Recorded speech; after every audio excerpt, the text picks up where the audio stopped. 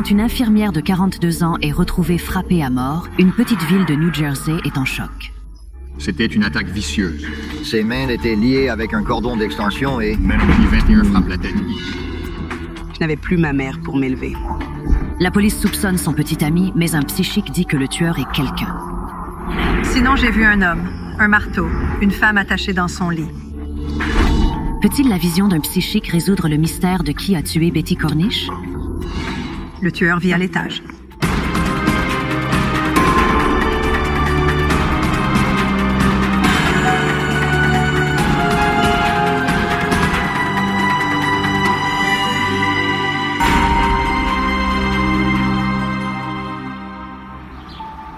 Belvedere, New Jersey, à 1 heure de New York, mais à milles de la criminalité de la grande ville, une ville où les voisins se confient les uns les autres et les portes sont rarement verrouillées.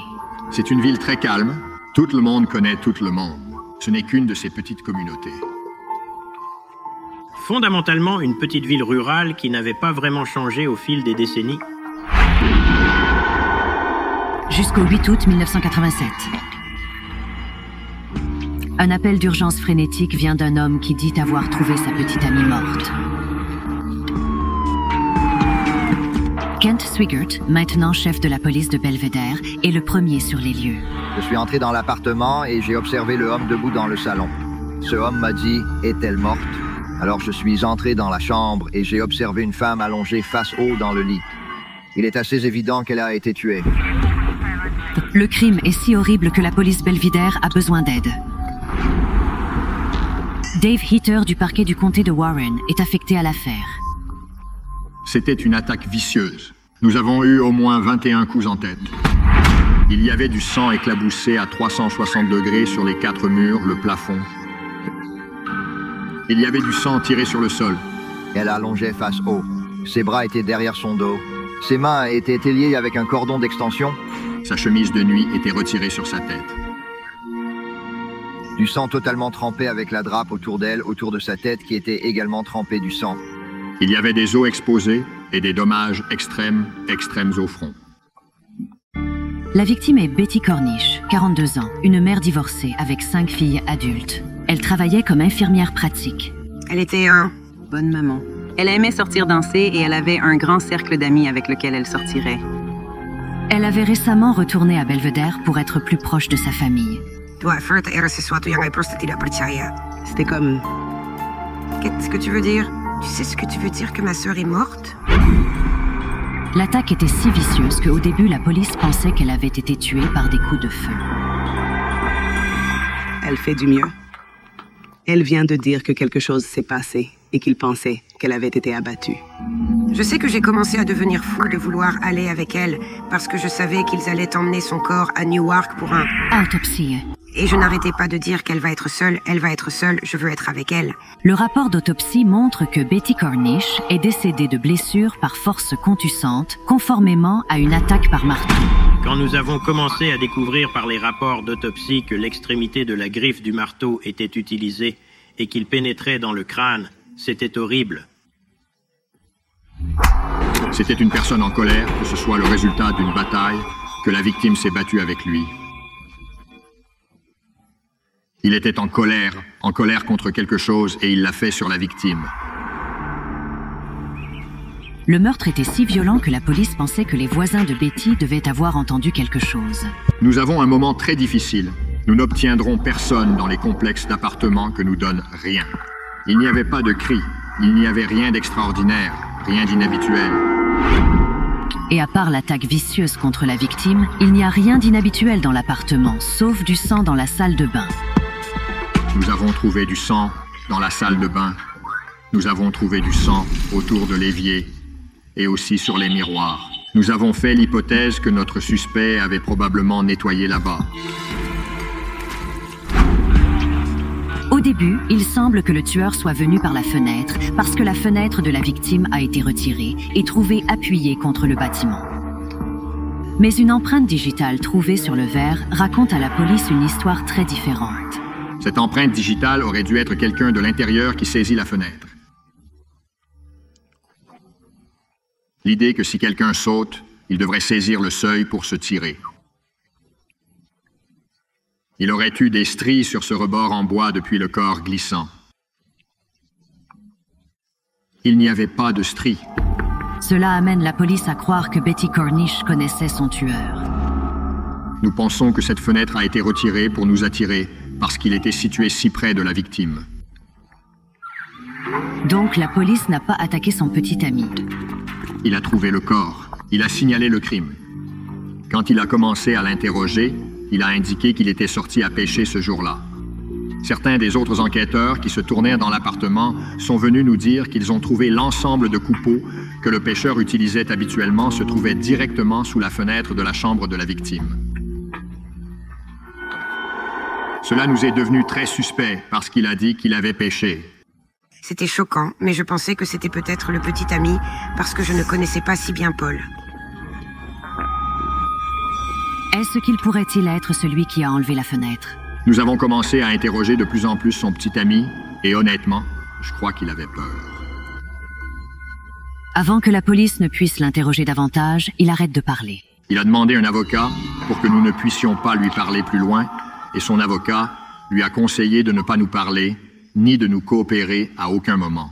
Maintenant, après 3 jours et sans pistes difficiles, les habitants de la ville sont mal à l'aise. C'était le premier meurtre que Belvedere avait connu en vraiment 80 à 100 ans. Les gens dans la région immédiate des appartements Blair House étaient très peur à l'époque. Il y avait une foule de personnes qui avaient regardé ce qui se passait et il y avait la crainte qu'il y ait plus de personnes en danger. Tout, ma vie complète a changé du jour au lendemain.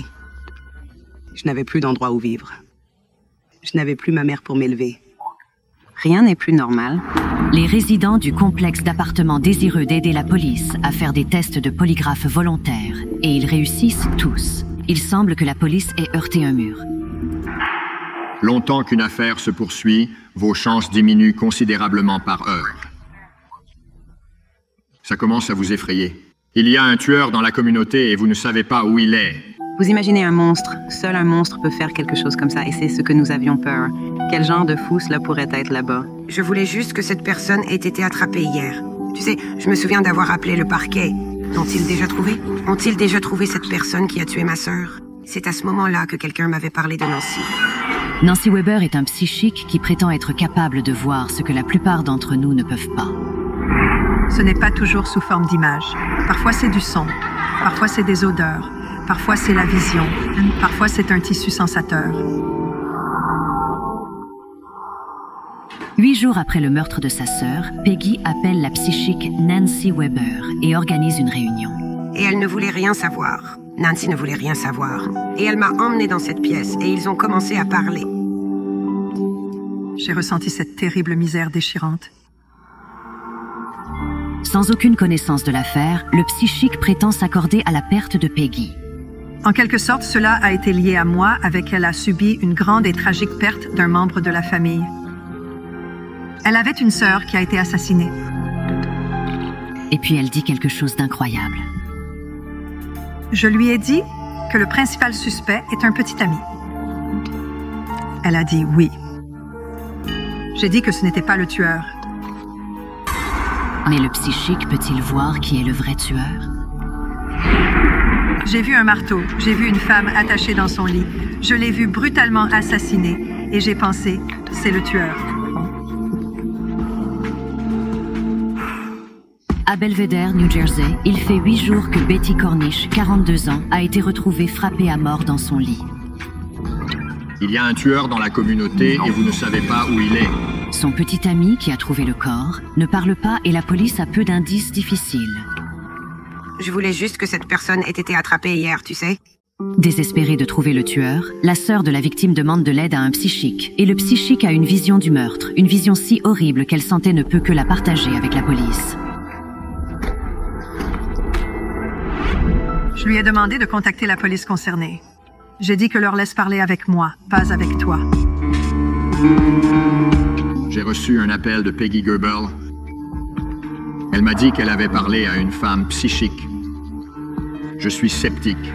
Vous savez, quand un psychique tombe ou dit qu'ils ont la capacité psychique, je veux entendre qui c'est et ce qu'ils ont à dire avant que je vais mettre beaucoup de foi dans cet individu. Mais dans ce cas, c'est Nancy Weber. J'ai dit OK, maintenant j'écoute. Le détective et le psychique ont déjà travaillé ensemble sur d'autres cas. Je serais plus que heureux de l'amener sur les lieux et de faire comprendre ses pensées ou ses sentiments sur ce qui s'est passé ici, car nous commençons maintenant à entrer dans une semaine dans cette affaire et nous n'avons aucun moyen. Dès que le détective et le psychique sont arrivés sur les lieux, Nancy a eu une vision qui renversera l'enquête à l'envers.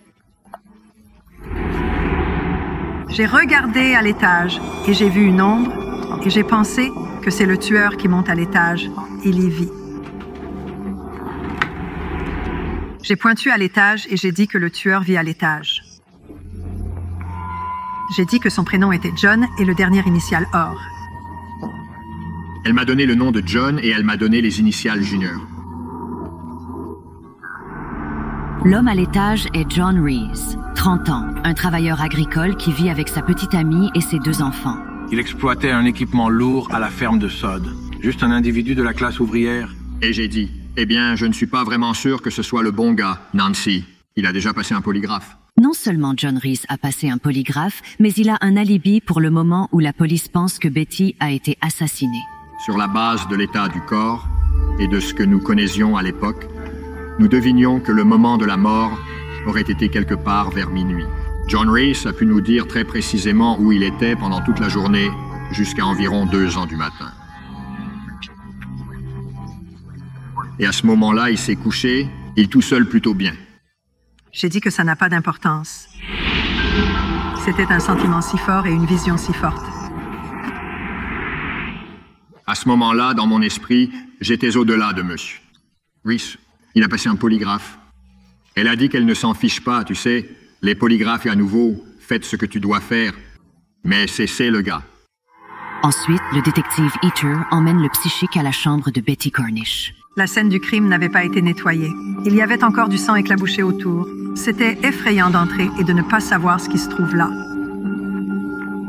Alors que Nancy se tient près du lit de la victime, elle est frappée d'une autre vision. J'ai eu le temps vers 1h30 du matin environ. Sa vision met le moment de la mort beaucoup plus tard que ce que dit la police. Et c'était l'une des rares fois que Dave m'a répondu et m'a dit « Non, c'était plus tôt ». Je n'ai pas dit de mal parce que j'avais une très forte impression d'un temps et j'avais une très forte impression d'un meurtrier. Le psychique pourrait-il avoir raison? Le tueur pourrait-il être John Reese? Elle m'a fait penser davantage comme si je savais qu'il était un suspect. Mais j'étais un suspect. Tout le monde l'était. Alors quand elle a continué à le pousser, c'est quand j'ai commencé à y croire. Ils l'ont trouvé devant le polygraphe. Elle savait qu'il le faisait toujours. Il était là quand la police est arrivée. Il était là quand les détectives sont arrivés. Il était là lorsqu'ils ont retiré le corps. Et il était là à chaque fois que quelqu'un regarderait. Il y avait John Reese. C'est la vision finale du psychique qui tourne l'enquête sur la tête. Je vois cette floue d'une boucle métallique que on me dit dans mon esprit est une boucle à ceinture occidentale qui a du sens et de la valeur pour John Reese. Peter envoie un enquêteur pour voir si Nancy a raison.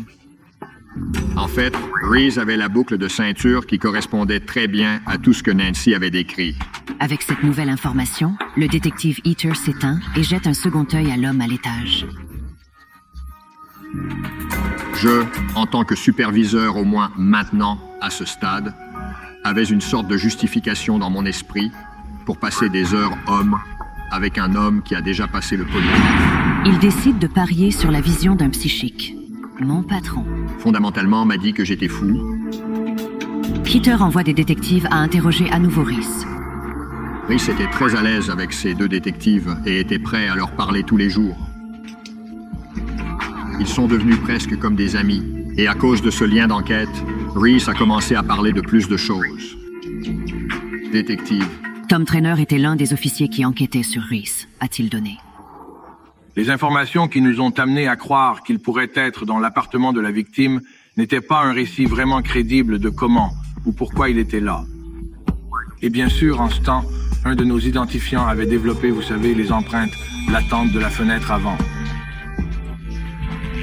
11 jours après le meurtre, la première preuve solide et mauvaise, l'empreinte digitale appartient à John Reese. L'entraîneur a de nouveau poursuivi Reese et lui a dit « Écoute, nous avons votre empreinte digitale sur la fenêtre. Quelle est l'histoire? » « Oh, eh bien, tu sais, nous sommes amis, Betty et moi. Je descendrai là-bas et, tu sais, la fenêtre resterait coincée. Alors, tu sais, je l'aiderai à coincer la fenêtre pour la fermer. » John Reese a dit qu'il était là pour réparer la fenêtre et que la fenêtre n'était jamais coincée. Nous avons dû mettre un bâton en dessous pour le maintenir, car il ne resterait pas coincé. Une autre pause. Le médecin médical révise l'heure du décès. Betty Cornish n'est pas morte à minuit comme la police le pensait. Elle est morte beaucoup plus tard, nous l'avons eue. Les résultats du bureau du médecin médical, ce qui nous a donné un moment de décès plus tôt le matin. Tout comme le médium l'a dit à la police à un moment où Reese n'a pas d'alibi, le plus grand. Le problème que nous avions était la période de 3 ans à 3h30 dans la zone du matin. Nous avons estimé qu'il y avait quelque chose qui le retenait. Nous l'avions eu. Son empreinte digitale de l'intérieur de l'appartement. Nous savons qu'il nous mentait à ce moment, mais... La police doit déposer un dossier qui se tiendra devant le tribunal. Ils ont besoin de l'arme du crime. Peut-il aider le psychique? Aïe. J'ai vu un marécage et je leur ai donc dit que c'est là que vous trouverez la main.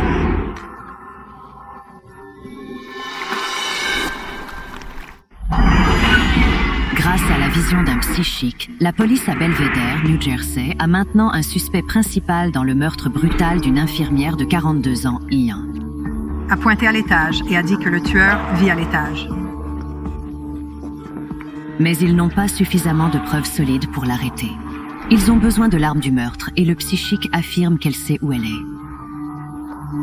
Soudainement, j'ai vu ce petit corps d'eau boueuse désordonné. Et le marteau. Tombant dedans, je pensais qu'il l'avait laissé tomber là-dedans.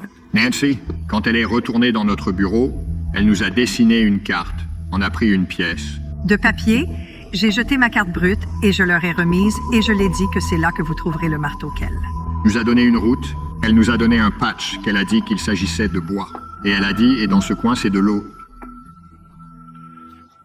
Et elle a dit, je vois Reese jeter le marteau dans la boîte. Mais elle ne peut pas dire à la police où se trouve cette eau. En même temps, les détectives continuent de faire des badauds sur leur principal suspect, déterminés à trouver des fissures dans son histoire. Il l'était. Pouvoir donner des informations détaillées sur, vous savez, quand il a préparé le café, quand il se lève le matin pour aller travailler et à quelle heure il est parti au travail. Mais puis le moment où nous avons senti que la victime a été assassinée était un moment où il ne se souvient pas. Il s'est juste déroulé, à redémarrer. Parler de plus de choses, et de choses qu'il ajoute à sa déclaration pendant l'époque, c'était des choses qui n'étaient pas parlées auparavant. Il y a beaucoup... de petites choses qui changent dans son comportement entre, vous savez, des respirations profondes. Il pouvait dire que quelque chose le dérangeait. Et nous avons juste estimé à ce moment-là qu'il était prêt à nous dire quelque chose. Les détectives font leur mouvement. Ils amènent Reese. Nous l'avons frappé avec tout ce que nous connaissions. Nous avons marché autour de la table. Nous nous sommes assis à côté de lui, le regardons dans les yeux et nous avons dit « John, nous savons que tu l'as fait et tu sais que tu l'as fait. Maintenant, pourquoi ne nous en parlez-vous pas ?» Environ 20 à 25 minutes, peut-être une demi-heure plus tard, le détective-entraîneur est sorti de cette pièce et nous a informé qu'il avait avoué le meurtre. Je crois qu'il savait que nous savons qu'il était le tueur, et pour une raison quelconque, il devait partager cela avec nous. Il est difficile de comprendre pourquoi ou comment, mais quelque chose lui a fait réaliser que vous savez que c'était mal et qu'il devait nous faire confiance, et qu'il l'a fait, et il devait admettre ça.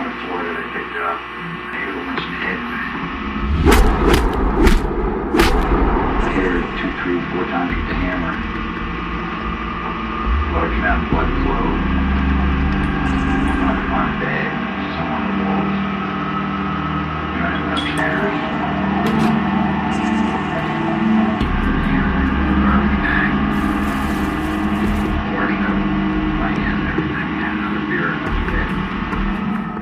Plus tard, il a dit à la police qu'il avait jeté le marteau dans la ferme où il travaillait. Quand nous avons fait la recherche dans les bois et nous sommes sortis, il y avait de l'eau devant nous de l'eau où Nancy a dit qu'il y aurait de l'eau. Nous sommes entrés, nous avons récupéré le marteau, l'avons photographié, l'avons sorti. Je l'ai étiqueté et je l'ai mis en preuve. 18 jours après avoir battu Betty Cornish à mort, John Reese est accusé de son meurtre et de Souvenez-vous, juste ma mère. Et père et moi nous embrassions et sautions de haut en bas, heureux d'avoir attrapé, mais réalisant que cela ne la ramenerait tout simplement pas.